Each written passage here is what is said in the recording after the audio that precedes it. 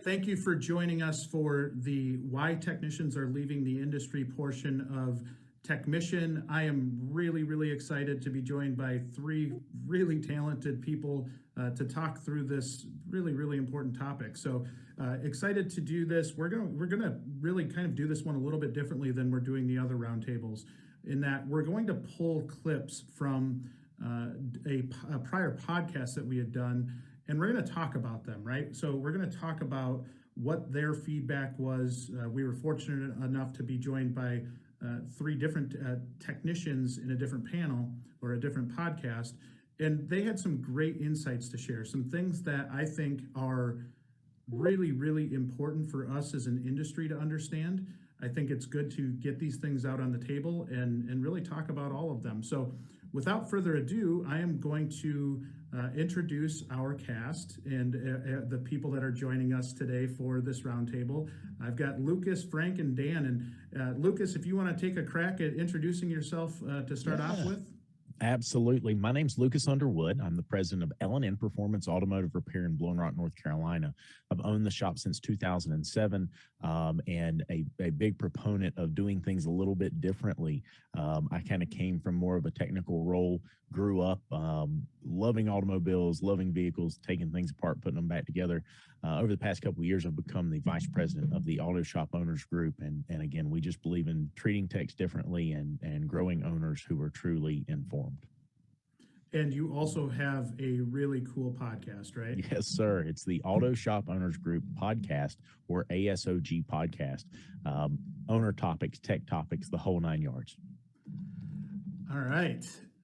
Frank, how about you? Let's hear a little bit about you. My name is Frank. I am a fleet launch trainer with RepairSmith. I have 10 years in the automotive industry. I started off at lube shops, Jiffy Lube, went to Ford. I was with Ford for a little bit as a lube technician, and then I had the opportunity to join Mercedes-Benz as an apprentice. And then now I'm with RepairSmith. All right. So I travel now I travel the country, and I just launch new markets and help train technicians. All right. And Frank, that's those of you that don't know RepairSmith, really cool business model.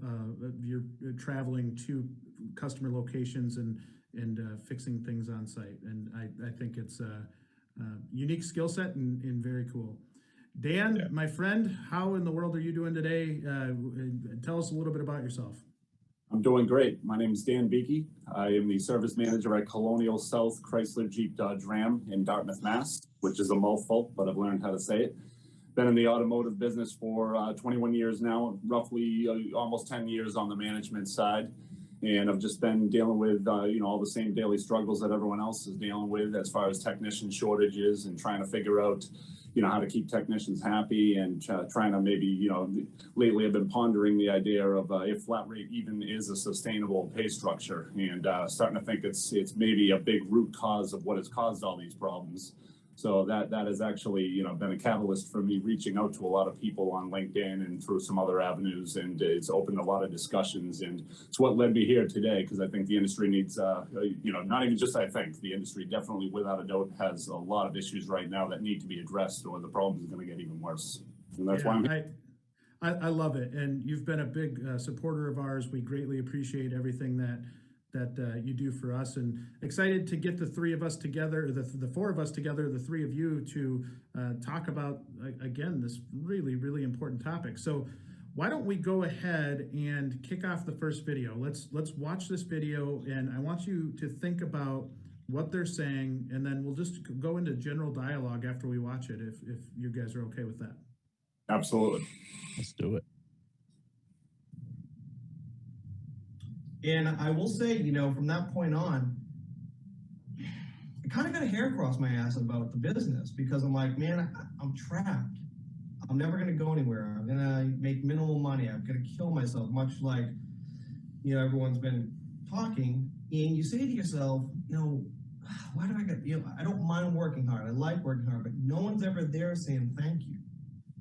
No one's ever there encouraging you to say, hey man, I know you're working hard, but we really appreciate you being here. So fast forward, 20 years later, here I am in my last dealership, and I was there for 5 years. In my last 2 years, I'd be driving to work, thinking to myself, maybe I'll get hit by a bus today. I won't have to go fix cars. And that's being dead honest, because that's how a lot of technicians think nowadays. I've had many conversations with many guys that don't want to be at work anymore. That goes into that whole topic of, not to get ahead of ourselves, a toxic environment and a toxic culture of just work harder, you'll make more money. No, I already work hard. Why am I not being rewarded? And I think what most managers and, maybe businesses don't understand is, if you take your people that are valued employees, because there are some people that are not very valuable, they're actually kind of cancers, and you should lop them off before your business fails because of them, and they're contaminating the rest of your business. We've talked at length about that, Jay. But going up to someone and like me, I was an 80 to 100 hour a week guy. I was producing 80, 100 hours a week routinely. That was just like with the umbrella drink in the hand, sitting on a hammock. It wasn't hard because that's just how I was. Doesn't mean I'm any better or any worse than anyone. I made my share of mistakes. But you take that general manager or that service manager that walks around and truly means it and goes up to you and says, "Hey man, can I pull you aside for a second? I just want to let you know, you are making my paycheck possible. You're making this business profitable, and I just got to tell you how much I really appreciate you and how much that what you do means to me. Not just going around shaking hands and kissing babies. That's so see-through." Yeah. And there's a lot of that going on. So, really for me, environment and culture is what, almost drove me out. And like I said, I shared, I got let go because I made a major mistake on a car. And I was making mistakes for the last year or so that were just like, I would catch myself saying, how did I make this mistake? Why didn't I catch this? Because, my brain's checked out because I'm saying, where am I going? Where's this all leading? Am I just going to grind it down to the point where I can't function as a human anymore and I'm a cripple? Because of my body's so used up. And that's what goes through an honest technician's mind. You want to eventually say, I would like to be a shop foreman, or, give me a different role where I can train the younger guys. Hey, you got one of me making 80 to 100 hours a week. What if I train these 8 guys over there to understand efficiency and understand, protocol? All of a sudden I get you 8 of me, or maybe 6 or 5 or 4. Either way, it's a long-term vision as opposed to that short-term vision of let's keep the golden goose making money because we don't want to upset the apple cart. Some pretty powerful stuff there. Yeah. I just want to hear, Dan, let's start with you. Any initial kind of reflection of what was said there? It's one of those things. It hurts to hear because that it's one of those things that's going through all of your honest technicians' minds. And he raises a very good point. Not everybody is someone that should be in your organization. There are some people that are just cancers, and those aren't the individuals that I go home stressing over. It's the ones who come in every day. They're here early. You can tell that they're getting through lunch break quick. They're staying late, and they're still struggling to make a paycheck. And just to be clear, when I see somebody working like that, I'll make sure that they get a week out of it.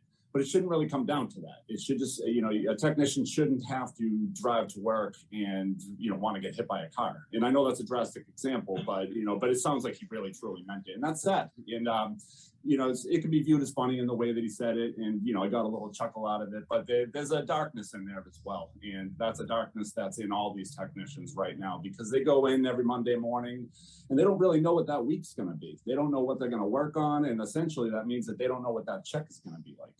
And it's easy to say, well, figure out what you make a year, divide it by 52, and that's what you make a week. But that's very difficult to budget. And it's hard because I have a salary that I know is going to be there. And, some months are better than others, but I at least have some element of my pay that I can rely on, just like my advisors do as well. And the technicians don't have that unless they're hourly. But, these problems that we're talking about right now are flat rate problems for the most part. they're going to be the hourly technicians' problems if we don't make some changes. But it's hard to hear, and sometimes it's good to. This is why I'm on LinkedIn, because your own technicians sometimes won't get that candid with you. Maybe not, not necessarily because they're worried about consequences of disclosing those feelings to you, but they just don't want to open up because they have to see you tomorrow and the next day and everything along those lines. But a technician 3,000 miles away on LinkedIn will disclose that to you. There's a certain level of comfort in the semi-anonymity that is involved with that, and I've learned a lot about what is going through technicians' minds, as well as a lot of technicians that are under my employ who do convey their emotions to me. And it's just obviously changes need to happen. There's something wrong with this business, and of course there's a technician shortage. I wouldn't want to be a flat rate technician right now, not at all. And it's. The last thing I'll say, I don't want to hijack this, but he's not afraid of hard work. I don't think any of these guys are afraid of hard work. So, somebody looking at reports, like, if there's some fixed ops director that's never at the location and they only judge you based on your reports, they're going to say, oh, well, just tell them to work harder. That's easy to say. These guys aren't working hard. I watch them all day and they struggle and fight for their check. And, there should be an element of struggle because, of course, you want to fight for every dollar that you can make and you want to fight to get all these vehicles done and fixed properly, but you shouldn't have to struggle to get by. These people should be living comfortable lives, Yeah, I agree. Lucas, maybe to take that a step further, you're coming from the independent side. Absolutely. Did you pick anything out of there that was non-flat rate related? It's funny you bring that up because that's where my mind's sitting here going. And to be completely truthful with you, I think that while flat rate plays a part, right? Because flat rate's set by the market, right? The market is setting where flat rate lands. And right now the market has for so long been so low, right? We've not market corrected for a while. So the guys aren't getting paid what they deserve. That's absolutely a component of that. And there's pay structures and there's systems in shops that are not exactly in favor of rewarding the technician properly. But now when we talk about flat rate, there's a lot of independent shops that aren't paying flat rate, or they're paying a 40-hour week and they give a flat rate bonus for production, and they're still having problems. But what I picked away from that was very simply, there was no pathway. There is no career path. Where are we going? Look, it's great that you've got a shop and you're the lead technician. It's great that you have these opportunities. It really is. But where are you going next? Right? So it's something we talk to shops about all the time. And one of the things, I've got an older technician who works for me, and we're recognizing, hey, you're not going to be able to do this forever. What's the next step? Are we training you on EPROM?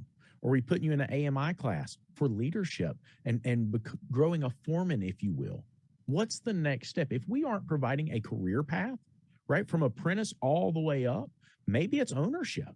Especially in the independent world, you start talking about that to shop owners and they're like, growing my competition? No, listen, by the time he's ready to be an owner, you're ready to retire. Look, there's your succession plan. There's the next guy coming along that's going to keep the business going and growing. Why does that have to be a bad thing? We don't always look at their lives and say, if I was in their shoes, how would I want this to go? Right? And so I think it's got to be career path. I think it's got to be pay. I think it's got to be recognition. We have to appreciate, right? And I know it's easy for the techs to look at it and say, I'm doing all the work. I'm the production of the shop. And they are in a lot of ways. There's a lot of aspects that go into making the shop profitable. And we've always hid those behind the curtain, right?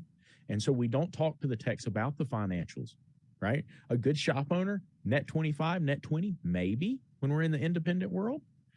Most shops are seeing 5 to 8% net profit. Boys and girls, I hate to tell you, they're not making $100,000 off of you that year. They're lucky if they're making 20. That's a management problem, but they need to be sharing that with you. We need to work together as a team. And I think culture is where we begin to build that. For me, culture is the first place we go. I couldn't agree more, could not agree more. Frank, I am excited to hear your take on this and see kind of, was there any reality in what he was saying? So back to what he said, he feels like getting hit by a bus. I was at a point when I was in dealerships, especially my last dealership. It wasn't a Mercedes dealership, and it was another European one. But last year when last year on the flat rate system when 2020 came. And I know there was a lot of people on the boat, but like the amount of hours that I was flagging, I was like, I just couldn't do this. I would just wake up, roll out of the bed, and just be like, man, what am I doing with my life? You know, I've put 10 years into this industry and I'm not going anywhere. I'm just done. And yeah, just that flat rate system, I don't know what to say about it. It's I'm going deep into thought right now. You're good. It hits. There's a lot of people out there that are, you know, if I would have conversations with other technicians, they're like, I'm just done with the industry. They want to do something else with their life, you know, because, you know, we have families to support and all that stuff. And I don't know where to go with that, but I'm glad that I'm where I'm at now because I have, you know, I get a salary and you know, I'm able to bridge that gap with the technician. You know, where I'm at now, from where I was last year, it's helped me want to stay in the automotive industry and help individuals grow as a person and find, you know, grow professionally, grow personally, and help them find their way, you know, in the automotive industry. Because we don't necessarily, as technicians, have to leave the automotive industry. We just, you know, we're just so fed up with it. And when we're fed up with it, you know, we just like, I'm done with it. But, you know, if you have a way of like, hey, you know, I don't necessarily have to, maybe I can find a way, you know, find a way. I can be a service manager. I can be a, you know, a parts director, whatever it may be, but just to stay in the automotive industry. And I feel like, yeah, we just, you know, I've never felt appreciated. I've only had in my entire career, I only had, before I came to where I'm at now, I only had one service manager tell me, hey, you're doing a good job. And, you know, that made me feel good. I think about it quite often, like, man, throughout my whole career, just one person has told me, hey, you're doing a good job. But yeah. Well, and that's, yeah, I mean, Lucas, you just put your hand over your heart. I mean, that's heartbreaking to all of us to hear that, right? And I think at elementary level, so many shops ask me every day, what could we do to better increase our chances to get a good technician in the doors? They know it's tough to find good technicians, right? But some of that simple stuff, there's shops that are unwilling to make those really simple changes. Yeah. And I think a lot of it comes down to listening. When we were listening to that clip with Bob, it was very much like there's so much truth to everything that he said. And yes, a lot of times maybe it's not perceived the correct way from management, and then we discount it and don't even think about it.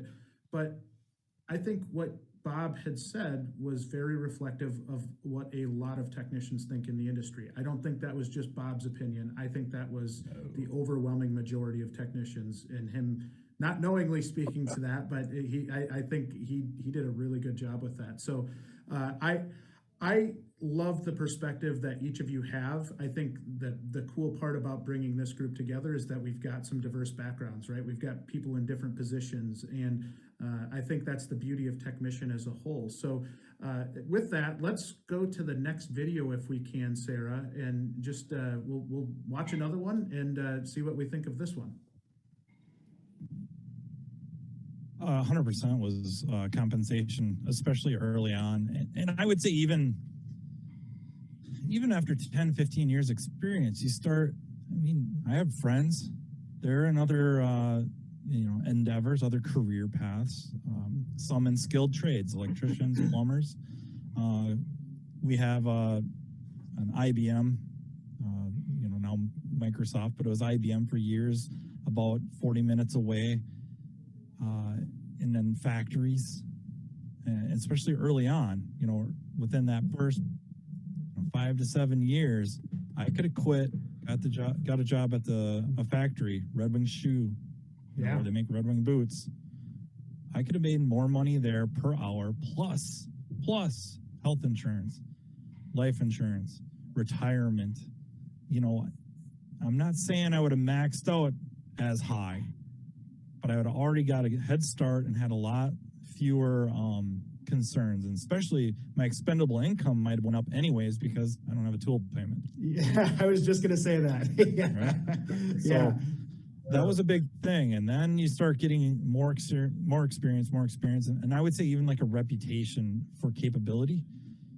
And then you get some other offers outside of the industry, some of them inside, but a lot of them outside. And it just gets really frustrating when you're talking to your electrician buddy and he's driving around his new pickup and pulling a new boat. And you're like, man, you must be in debt up to your eyeballs. Like, no, I got, that's all paid off. You know, I own my house. And they're making, you know, $10, $15 an hour more than you. And they don't have, they're out of pocket. You know, they get mad one day because so-and-so has the Sawzall. So they just march on down to the hardware store and grab themselves a Sawzall. And that's really, you know, they have less than $1,000 total invested in their own tools and equipment. I have thousands of dollars in one drawer of a multi-$1,000 toolbox. Yeah, true story. And it builds up that frustration, and that was really, I mean, it was making me look. I was looking around, I was talking, I was sending out resumes, you know, because you get the time pressure. It's like, how long do I wait for things to turn around? Are they going to turn around? You read the forums. Social media is starting to get more and more popular. Other people having similar situations, similar complaints and frustrations, and all of a sudden you're kind of like, I don't think it's going to turn around. Maybe I really need to get out. And then you know, put in your notice, or you talk to your boss, talk to your manager about, you know, I think I'm just going to go do something else, because, you know, especially like a day like today when it's 100 degrees in the shop. Man, I could be sitting in a cubicle right now making as much or more, and air conditioning. Oh man, that kind of sounds pretty good. Do my TPS reports or whatever they were. TPS reports, office space Wow. reference. That's respect. But that's coming from our buddy Matt Fonslow, who was just awarded I was just pulling it up on my phone, Technician of the Year by the Auto Care Association, and will be presented this at Apex.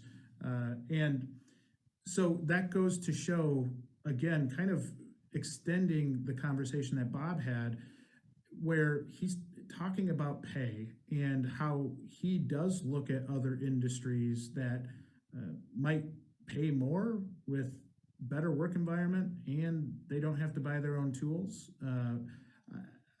Frank, is there anything there that you look at, and you look at other industries and you're like, this is kind of unfair? Yeah. So I have cousins who are carpenters and, you know, in other trades, and it's true, you know, they don't have to buy as many tools as we do, and they're also making a lot more money. They're making a lot more money, and it's like, man, I just, you know, with the tools that I have to buy and everything, you know, I'm making, you know, when it's on the flat rate system, you know, making decent money if the hours are there. But then when the hours are not there, it's like, man, I'm just going to leave the industry. I just, you know, plenty of times I've thought about it, like, hey, this is, you know, it's just time for me to check in. Actually, if you don't mind me saying, right before COVID hit, I had gave my 2-week notice. To my last service manager, and I was going to leave the automotive industry entirely.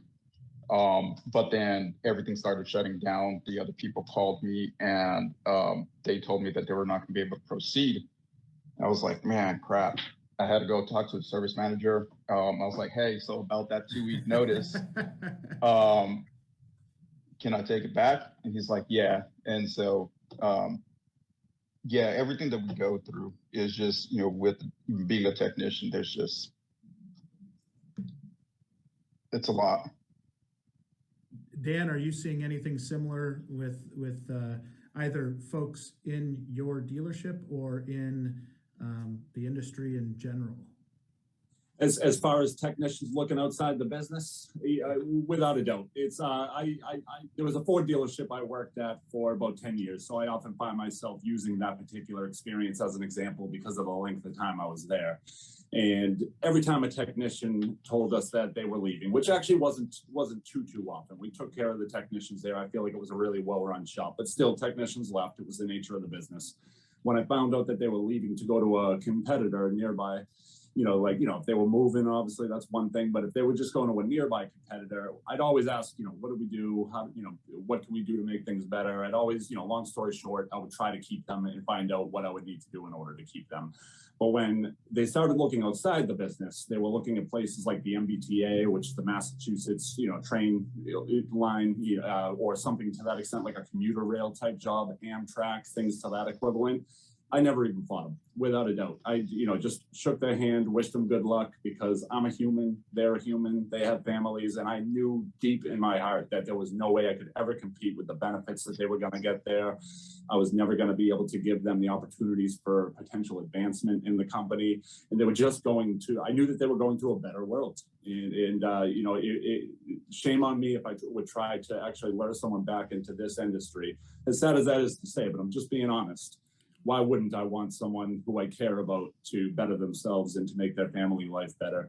And I talk to these guys all the time still. Every now and then I'll text them and see how they're doing. They're home eating dinner with their families. They're not killing their bodies as much anymore. And it's just, they're living a better life. And, why would I ever try to stop that? But the sad thing about that is that I just instantly knew that it was going to be a better world. It wasn't like, oh, well, you're not thinking about this. I knew that they had already thought about that. It's, they were 100% right. They had every right to look for a better life. We weren't providing it for them. I mean, the technician shortage, it's my fault. It's everyone's fault, because we've ignored all these problems for so long. And, I make mistakes every day. I'm probably lucky if I learn from half of them, but I think I'm getting better at it. And, I'm hoping it's not too late. And, that's why I'm trying to focus on this, because, we really, really need to make a change. We need to make this something that is, a desirable business that people are going to stay with. They're going to be paid fairly, and that there's opportunities for advancements, not just financially, because people are motivated by far more than just money. People are motivated by pats on the back. A lot of people in different generations are motivated even more by time off. If you give them, a day off because they did really well on something, that seems to motivate a lot of people. And it's our jobs as managers or business owners to learn what motivates people, each individual, and remember that, and and continuously motivate them through those methods that they're kind of throwing off signs and indicating motivate them. Lucas, I'm curious to get your take on this, and not only from the perspective of listening and reflecting on what they had said in that video, but maybe about what steps we can take to start to move the needle in the opposite direction. Well, I'm honored to call Matt a friend. We've been friends for a long time, and we bounce podcasts. He's got a podcast now. I don't know if you know that. I love it. Love it. Yeah, we bounce ideas back and forth, and we've been talking back and forth. And our good friend Jeff Compton, he was on. I can't tell you the name of the episode because we'd have to bleep it out. He was on the ASOG podcast, and he really just poured it all out, poured his heart out about being a technician. I've known Jeff for a long time, and it was one of the things that when we started this shop and really started to grow, I formulated things differently here because of things that Jeff had gone through. And Jeff said, something? He said, about 4 or 5 technicians that I know have gone to work for Goodyear. They bought their tools. They gave them life insurance. They gave them health insurance. They gave them all of these things. Guys, listen, at the end of the day, you want to talk about fixing this. Well, we have to treat people better. How do we do that? Well, it takes money, right? You want to give them more time off. You want to give them more opportunity. You want to give them benefits. You want to give them all these things. And going back to what Dan said, time off. Listen, the next generation, why do you not see the next generation in repair shops? It's very simple, because they don't live to work. They work to live. There's a difference, right? And so when you see that transition, you see that change, you see what's happening, we've got to do something different. And the big question Matt asked me was, are we a service or are we a commodity? Right? Because we've got a lot of shops who focus primarily on price. The consumer's been educated on price. They've not been educated on the value. They've not been educated on what it takes to properly repair a modern automobile. Guess what, guys? We're not fixing the cars we were fixing 15 years ago. And Dan, I'm not digging at the dealership. Please don't take it that way. I got to say it though. We've always looked at the dealership and said, well, they're really expensive. We need to be less than them. Guys, independent shops, You guys better listen to me. We're working on stuff that's 10 years older than what they're working on. They're working on stuff that's under warranty. They're working on stuff that's not rusty, that the bolts aren't a fight, right? They have support from the manufacturer that helps pay those bills. We need to be more expensive than the dealership because we're doing things that they wouldn't do. They would turn that away. Absolutely. I agree. We have got to learn to charge appropriately in this industry and set proper expectations. How do we do that? We've got to start educating clients. The clients can't walk through the door and set the expectation. You as a professional, you have to set the expectation. We take a ton of liability in this industry. Every automobile that comes through the door that we work on, we accept liability as a technician, as a service writer, as an owner, as a service manager, whatever position you take in the business, you're accepting liability. And for that liability, you need to get paid appropriately.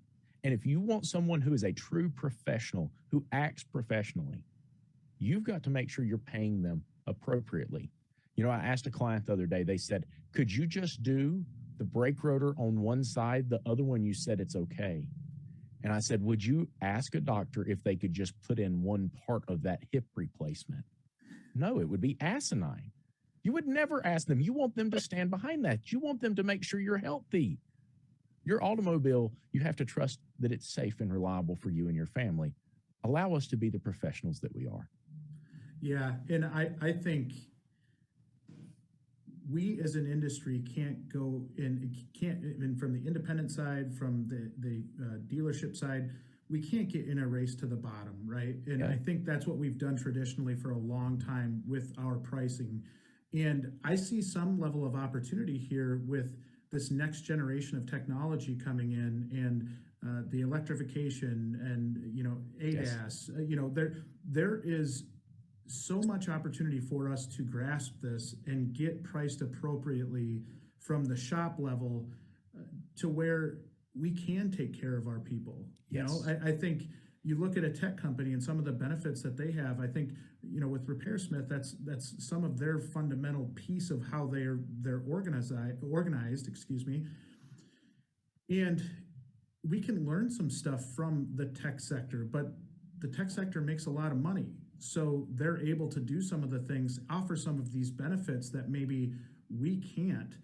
And so I think for us, foundationally as an industry, I get the feeling that we've got to figure out how we charge appropriately, how we sell our skill set, right? Like Lucas, I feel like that's kind of really what you're getting to, right? Is absolutely we've got to sell the value that we're providing. And we, you know, the thing is, we have to know what that is.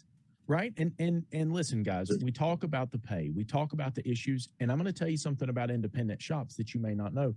Most of the owners today are waiting for somebody to come by the shop, right? They're stressed to the max. They aren't making it. They aren't surviving. And the reality of that is that many of these guys were once technicians, moved to shop owner. And I hate to tell you, the business is not the same as working on cars. The job of fixing an automobile is not the job of being a shop owner. It doesn't work that way. You have to know how to run the business. Well, they got fed up at the dealership and they said, you know what, I'm out of this. Maybe they were an independent and they said, I'm fed up with this. I'm not doing this anymore. And they went and they started a shop. So now we've saturated the market with guys who don't know how to charge appropriately, don't know how to build value, don't even know really what their job is. And I don't mean that to be offensive. It's just real talk. And now all of a sudden, guess what we've got? We've got a situation where nobody's charging and we're all competing. You know, I was talking to a dealer principal, good friend of mine the other day, and I said, you know, all of these independent guys think that we're in competition with each other. He said, son, I hate to tell you, ain't none of us going to have any help soon. We ain't going to be in competition with nobody, you know? We've got to work together. If you're in competition with somebody, we're in competition with these other industries, these other markets who are pulling these people away. We're in competition in some ways. And even the dealers, Dan, you probably feel this sometimes, even the manufacturers are in competition with the dealers in some ways. Look at what's happened with Cadillac. Look at what's happened with some of these businesses. We need to stick it together and we need to show our true ability and our true professionalism. It's time we take it to the next level. People laugh at me all the time because I go to trade shows and I'm wearing a sports jacket or I'm wearing a suit. I think it's time we elevate our industry. We're not grease monkeys anymore. We have to stop acting like it. We have to stop talking like it. People get mad in ASOG. You can't cuss in ASOG. Yeah, it's time we act like professionals, right? It's time to raise the bar a little bit. I love Agreed. that. Very well And said. Amen. Dan, how about on the dealership side? I mean, are you seeing some of that price competition or some of the stuff that Lucas talked about where really it's kind of that race to the bottom, or are you starting to see dealerships kind of step up and get their prices in line? I'm not afraid to have a labor rate that's, within, relative range. I also, just so you know, I ran an independent shop in the Pacific Northwest for a couple of years. So I learned a lot about that industry. And honestly, I learned a lot more about this industry as a whole working there than I ever did at the dealership, because I really got to see the true cost of running the business. I got to see the bills for the electricity, for the insurance, and all these things that I never would have seen as a service advisor or assistant manager in the dealership world. They simply don't share that stuff. And, so I got to see, if I charge someone $150 and my technician's making 30, the customer thinks I'm walking away with $120. That's not happening. After all those things that we're paying for, Lucas can attest to this. We all know this. You're lucky to be walking out of there with $20, $30. And, people don't realize the true cost. And he raised a very good point about technicians that have gotten disgruntled and they opened up a shop. Sometimes those are the worst guys or ladies who could ever come up with pricing, because they're viewing things almost in the sense of how long it would take them to do the job or what they would pay to do the job. Yes. For someone like a technician, if you're doing ball joints, you're thinking about $60 at a parts store and a couple hours of your time. So the only figure in your head is $60. And, because as a flat rate technician, you've learned that your time is not valuable. At least that's the perception. And, so they look at an estimate based on Mitchell or All Data, and they're like, I can't charge a guy $1,000 for this. It'll take me 2 hours and it's $60 worth of parts. But you can, because the guy's there because he can't do ball joints on his car. And that's a service that we're providing them. And at the end of the day, we don't get to keep all the profit. That profit goes towards, software updates, shop rags, anything that it costs Insurance. to run. Yeah, insurance. Liability. Yes. Liability. Yes. Exactly. They look at this and they never take into account that when that automobile pulls out of that bay, they put their good housekeeping seal of approval on it, right? Absolutely. And as a professional, do you know what happens when a doctor does something wrong? It's called malpractice. That doesn't look cheap. And nobody ever questions them. Nobody ever questions them. And they don't have to quote Diag. Yeah. That's so funny you bring that up. When I'm talking to my clients, I tell them I've got a level 1 testing routine. Mr. Client, my level 1 testing routine is $135. And after I complete my level 1 testing routine, I'll be back to you about 90% of the time. I can tell you the cause or causes of your concern. However, the other 10% of the time, I may have to do specific testing that is directly related to your concern. Mr. Client, just like the doctor office would. If you fell, you abrased your arm, they could look at it, they could see that something's wrong, but they need to do an x-ray to figure out how to fix it. I'm just going to be nice. I'm going to tell you how much it is first. Absolutely. We got to be professionals here. Yeah. And Frank, I'm interested on the other side of this, right? When we talk to technicians, I think a lot of times what can happen is that education side or that understanding, us as an industry aren't doing a good enough job of explaining the X's and O's to a technician. From your past experience, did you ever feel like you were getting educated on the business side of things and having an understanding of okay, the labor rate's here, my salary's here. Are you taking all that home, or what's going on there? Give me kind of an idea from your perspective as to what your thoughts were, what your feelings were when talking about this very specific issue. So me personally, I had an interest when I started in the automotive industry. It wasn't, I wanted to be a tech and then move up and so on and so forth. And then, I always ask hey, can you show me the ropes, the backside? I'm here as a technician. I know we're charging, an hourly rate. I know, the book time and all that type of stuff. But, what all else goes into it? And, I never had anybody, willing to show me that, to help me grow, to help, okay, I'm, providing a service to the customer, and how am I going to build value in it? And as a technician, I do value the work that I do, but how can I make it, just so I'm all on the same page? I think that we as technicians should know that type of stuff. It just makes it, just makes it better. It gives you like, hey, I know what I'm working towards. I know what the ultimate goal is for the whole company.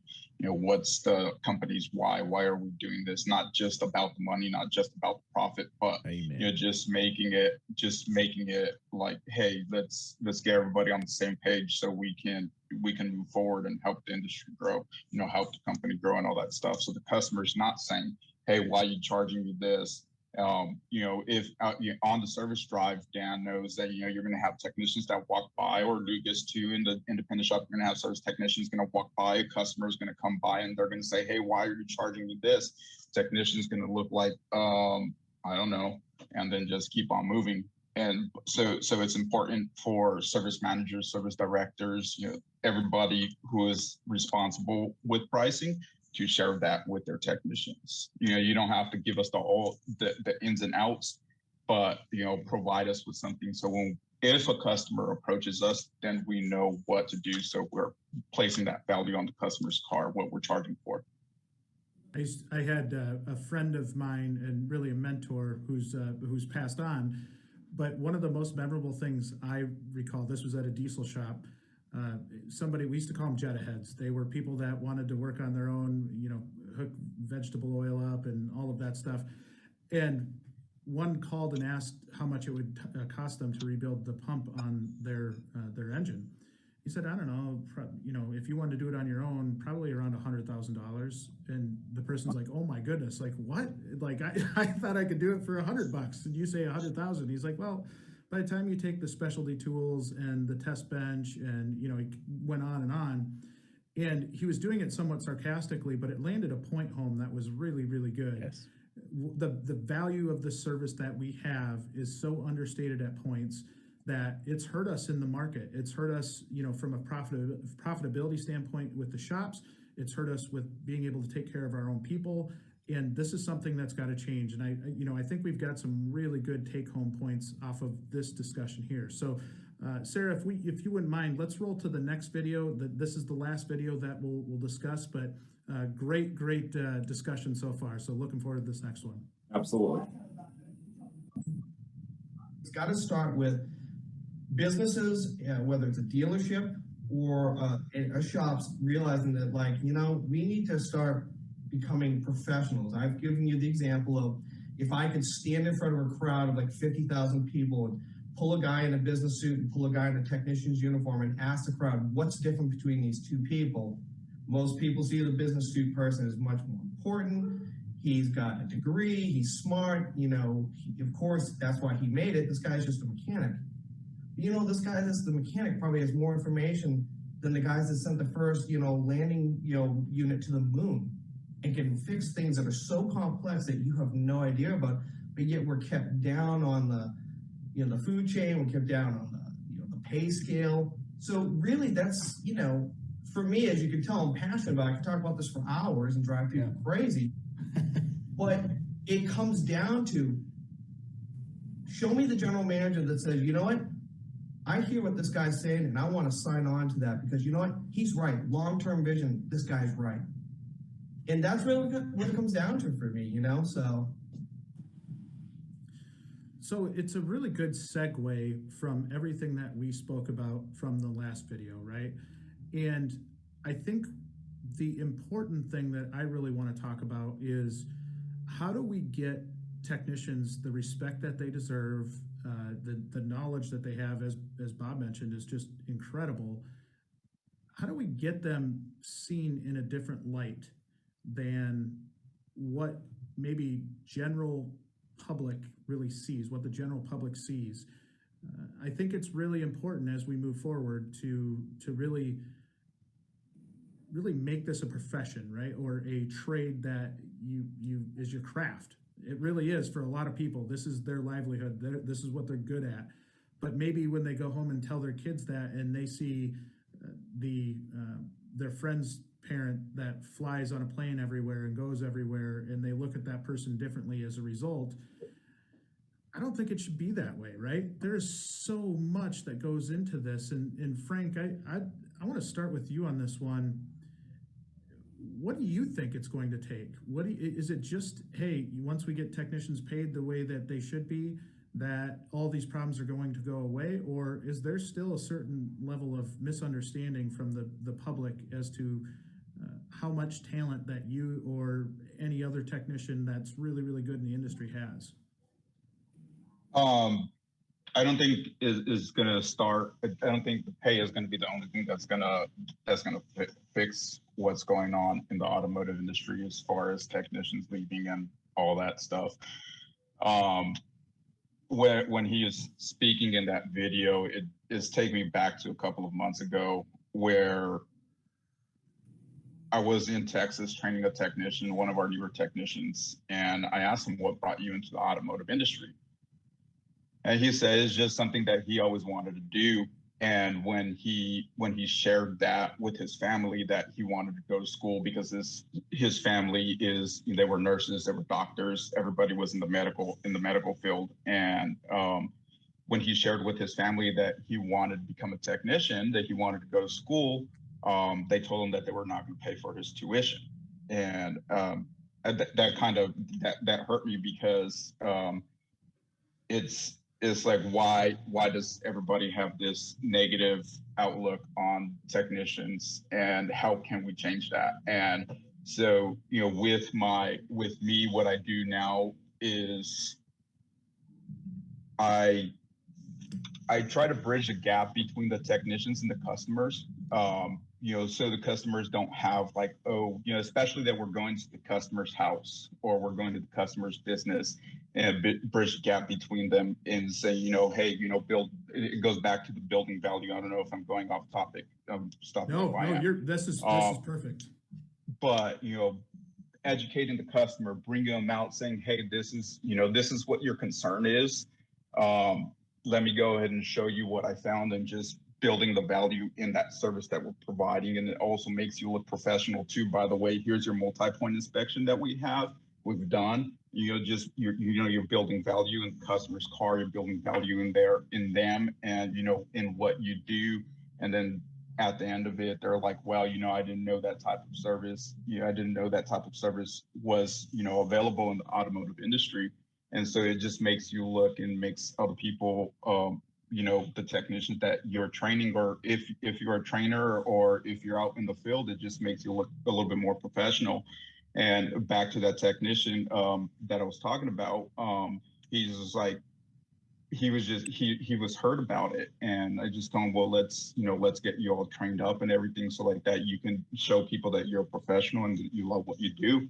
And he's still with the company, and he's working his way up, and that's it. I love it. And the battles that individual had to fight in order to just do what he loves is commendable, right? The pressure that comes into not doing that. I actually had a similar experience where I had a young technician that worked for me. This was on the equipment side, was going through a John Deere program that he'd get his associate's degree at. His mother was a lawyer, his grandmother was a lawyer, very successful family. And so we were at his graduation, and both the grandmother and the mother had cornered me. I went to the graduation and they cornered me, and they said, well, this is just temporary, right? Like, well, once we get him back into school, then he'll be able to go. And I said, yeah, it's his decision. And, I hope that it works out however he wants it to, not how you want it to, how he wants it to. And they gave me the feeling that he had the same sense. So, it was like a year later, he had already become just an absolutely incredible technician at the age of 22, and was just brilliant. And sat down with him. I said, hey, listen, your mother and your grandmother told me that you might have aspirations past this. I totally respect that. And I want to be respectful of that and really listen to what it is that you want in the future. And he said, let me stop you right there. This is what I want to do. This is what I love. I love working on tractors. And I was just so blown away that a young individual that was so talented had that level of confidence to say, this is my bag. This is what I do really well. This is what I'm good at. This is what I love. I'm going to stick with it regardless of what my family wants to do. And I thought that was so cool. But yeah, thanks for sharing that story, Frank. That is incredible. Dan, how about you? I mean, what do you see in terms of industry or even public perception that we could change to help get that respect level for technicians that I think they crave? It's going to be an uphill battle, but it's definitely a battle that that we have every right fighting, because the perception, if you ask the average person what their honest opinion is of a technician, they think that that, or just an employee like an advisor or anyone in the industry, whether it's independent or a dealership, I think they think that we're just going after their money, and that's really all that we have in mind. But these are not the people that I encounter day to day. I encounter, predominantly honest technicians, honest service advisors, honest general managers. Obviously we want to make as much money as we can. We're not seeing our families for, 55, 60, 65 hours a week. Why wouldn't I want to maximize, the amount of money I can make in that time frame? Of course I do. But the automobile, think about how important it is to the average human being. It's, quite often it's the second most expensive investment that they'll ever make in their life. It gets them from point A to point B. They rely on it to get their kids around. They rely on it to get to work. And we and technicians are the ones who are figuring out the problems. And quite often we're the third or fourth technician that has had a go at it. The other technicians haven't figured it out, or they haven't repaired it wrong, or they screwed something up. And then, one of my technicians will take a look at it and figure it out. And, they have to be detectives. They need to, basically be IT techs at this point, where a laptop is the most reached for tool quite often. They still have to remember how to do all that old school grunt work, where back in the day, you used to, if your car wasn't running right, you used to be able to take a part off, clean it up, put it back on, and the car ran better for a little bit. So they haven't been able to get rid of that knowledge. They haven't been able to get rid of any of those old school tools. Those will always remain, as far as, at least in my lifetime. But they, more and more tools and more knowledge keep piling up. I don't think people have an idea of what's entailed and all the knowledge that they have to fix their vehicles. They, customers have demanded all these comforts and conveniences in their vehicle, and it's taken vehicles to the point where you have 14, 15 modules. They all communicate with each other. You have one problem, it triggers 47 diagnostic trouble codes. The technicians have to know what they're doing. At the end of the day, these customers don't want the average Joe to take a look at that vehicle and just have a go at it. They need a trained technician, somebody who is, whether it's on the independent side or on the dealership side, they expect perfection or about as close to it as you can get. And, it's going to be tough to get them to see that. I think, a lot of it can start at the advisor level or the service manager level, the customer facing side of things. I don't think we've done a good job over the years explaining all of the work that goes into it. And, we just sell the job, by nature, and, this is what you need, this is how much it's going to be. And, then we're told, whoever speaks next loses, or, some cliche thing like that. If you see that look in someone's eye, like they think it's a little too much, or sometimes they say that seems high, well, why does it seem high? And, listen to why they think it seems high. And then, they're going to give you some line that you can easily overcome by knowing what your technician actually has to do that job. Take the extra 5 minutes, and the customer's going to walk out of there saying, all right, I see the value in it. I didn't understand it. That's why I thought the price was too high. But now that you explained it, I totally see all of the work that goes into it. Every time I actually take a few minutes with a customer and I explain to them all of that work, they clearly walk out of here with a better understanding of why they're paying for what they're paying and all of the work that my technician does. So communication is how I would summarize it. And I don't think we as an industry have done a very good job with that. We've just sold the job and moved on without the customer actually understanding, what the job was. And quite often, they'll approve a $2,000 job and they don't really, they go home and their husband or wife asks them what they approved and they don't really know. They just, it's going to be $2,000. So we didn't really do a very good job at that, yes. So we definitely, we need to do a better job at everything. Look where we are. And, but this is a good thing in a way, the technician shortage and all this stuff. In the long run, it's going to force us to revise what we're doing, look at what we're doing, and look at all the problems that we're having. It's going to force us to face it. We're going to overcome it. Technicians are not going to go away. No one will be able to work on cars without technicians. They're crucial. We're going to figure it out. It's going to take time. It's going to take, people like you. It's going to take the Mike Vogels, the Gene Girdleys, the Ted Ings, the Dave Foley's. We're going to have to all work together as a team and figure it out. And those are the kind of people that are more than willing to do it, and they're knowledgeable and they're professionals. And it's great to be a part of it all. I love the fact that you just said it's going to force us into change, because I think that's when real change happens, is when Absolutely. our back's against the wall. That's a great attitude to have, and one that I think is really, really true. Lucas, why don't you finish us off here? Yep. So if you know anything about history, I'm sure you know who Harry Truman was. And you know that in the end of the World War II era, Harry Truman was faced with some mighty tough decisions, and he was faced with some very, very just insurmountable challenges to those like us, that we'd look at that decision and we'd say, there's no way. And if you do a little bit of reading, you'll find out that he had to make a very tough decision.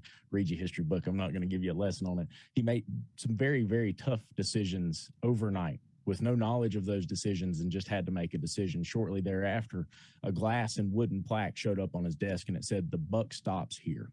And later on, he talked about it at the National War College during a speech, and he said that somebody has to make a decision, and it is my decision. It stopped on my desk, and I had to make a decision. That's my job. Well, shop owners, technicians, service advisors, this is your job. It is time to make a decision. Now, I'm going to be completely frank, and I'm going to say something that's really unpopular. There are technicians, there are service advisors, there are shop owners who are damaging our industry. They're causing problems. They have a reputation problem. They have a morals or ethical problem. They're not doing things the right way. They hurt us. If you don't like the industry, get out. Simple as that. If you do like the industry, if you think that this can be better, and it can, start taking action. Is it going to the advisory council meetings at your local high school or your community college, sharing with the guidance counselor, hey, you can have a great career in this? Is it dressing differently? Is it holding yourself to a higher standard? Is it educating your client? It takes action. And if you just wait for everybody else to take action to change things, it never happens. The buck stops here. It's time to make some decisions. Either be an asset to this industry or get out. I don't care. It doesn't hurt my feelings a bit. We're going to grow with or without you. So I hate to be like that, but the buck stops here. Let's start making some decisions, y'all. I'm fired up. Like, that was great. This whole panel, I applaud the three of you so much. I felt like the passion behind each of you and really wanting to make this industry better is why the industry is going to improve, right?